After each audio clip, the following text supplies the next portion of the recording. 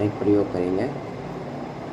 पहला उपयोग, सबसे पहले एक टॉर्च के कांच को एक ऐसे मोटे काले कागज के टुकड़े से ढक देते हैं जिसके बीच में एक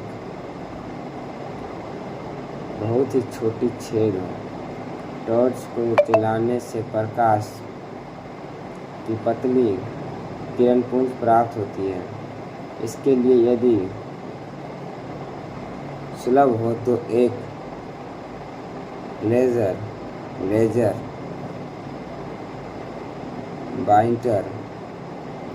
लेजर पॉइंटर का भी उपयोग किया जाता है। कांच के एक बीकर या गिलास में पानी भरकर उसमें दूध की 1-2 बूंद डाल देते हैं और इस बर्तन या गिलास को एक अंधेरे कमरे में एक टेबल पर रख देते हैं। एक अगरबत्ती को जलाकर बर्तन के पानी के ऊपर कुछ धुआं पैदा करते हैं और बर्तन को कांच से ढक देते हैं। धुएं के कण पानी के ऊपर की हवा में तथा दूध के कण पानी में प्रकाश के पथ को दर्शाने में मदद करते हैं।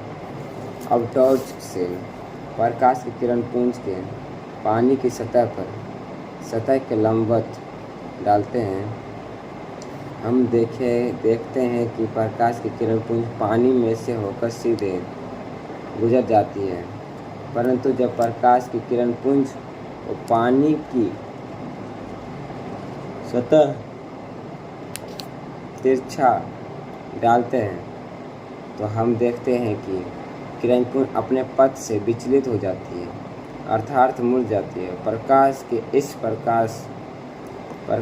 इस प्रकार मुड़ने की घटना को प्रकाश का अपवर्तन कहते हैं।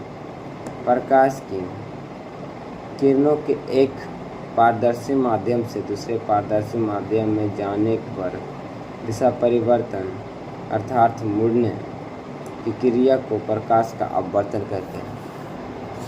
प्रकाश के अपवर्तन की घटना को और अच्छी तरह समझने के लिए 2 और सरल प्रयोग करते हैं।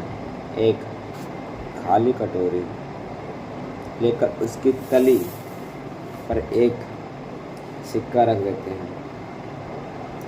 जब रख देते हैं, अब अपनी आँखों को ऐसी जगह लाते हैं जहाँ से सिक्का दिखाई नहीं दे। आँखों को उसी जगह स्थिर रखकर कटोरी में धीरे धीरे पानी डालते हैं। अब सिक्का दिखने लगता है। ऐसा लगता है कि कटोरी की तली और सिक्का कुछ ऊपर उठ गए हैं। हम जानते हैं कि कोई वस्तु हमें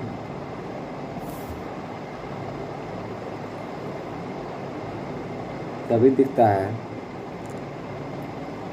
दिखाई पड़ता है जब उस वस्तु से प्रकाश की किरणें हमारी आँखों तक पहुँचती है।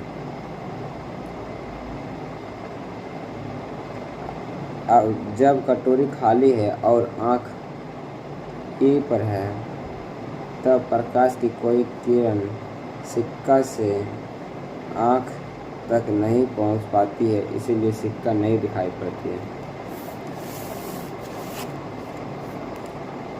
जब कटोरी में पानी डाला जाता है तो प्रकाश की किरणें पानी की सतह पर दिशा बदलती है और मुड़कर आँख तक पहुँचती है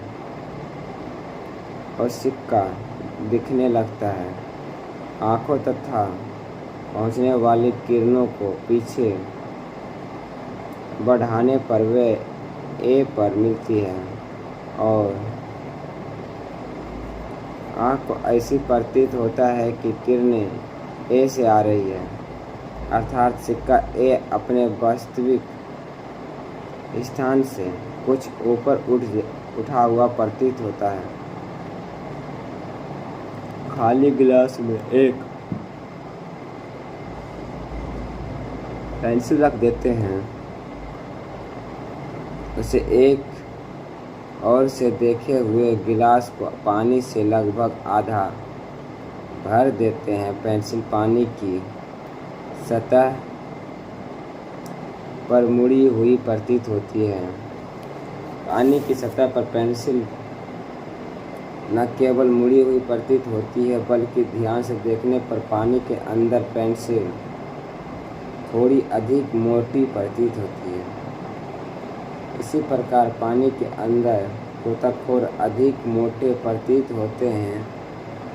कांच के बर्तन में पानी में रखे नींबू या फिर चीनी की चाशनी में रखे रसगुल्ले वास्तविक आकार से बड़े दिखाई देते हैं। इस सबों का कारण प्रकाश का बर्तन ही है। पानी के अतिरिक्त अन्य पारदर्शी द्रव्यों, गैसें, तारपीन, केरोसिन आदि के साथ हम उपयुक्त प्रयोग को दोहरा कर देख सकते हैं कि पेंसिल के मुड़ने या सिक्के के ऊपर उठने की मात्रा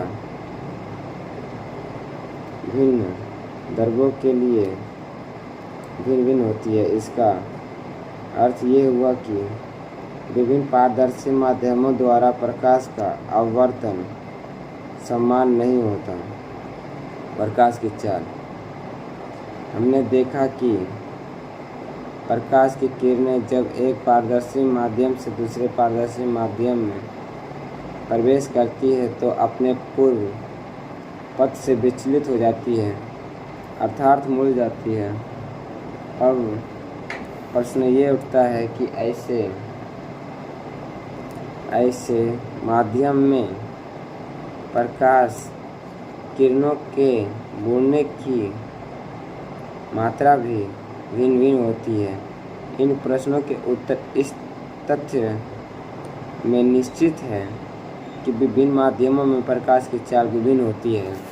वैज्ञानिकों के प्रयोग द्वारा पाया गया है कि प्रकाश निर्वात या शून्य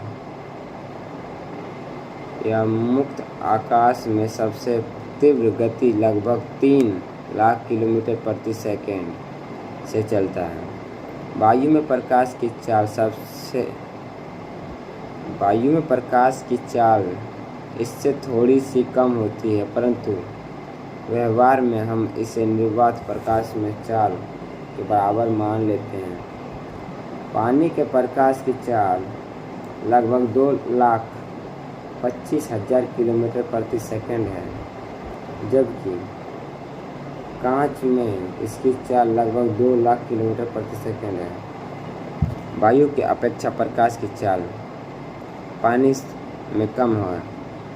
हम कहते हैं कि हवा की अपेक्षा पानी की प्रकाशीय घनत्व अधिक है, अर्थात वायु की अपेक्षा पानी प्रकाशतः सघन माध्यम है या पानी की अपेक्षा वायु प्रकाशतः विरल माध्यम है।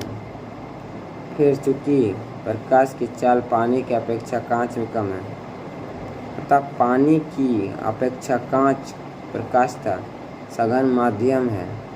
ये कांच की अपेक्षा पानी प्रकाशतः विरल माध्यम है।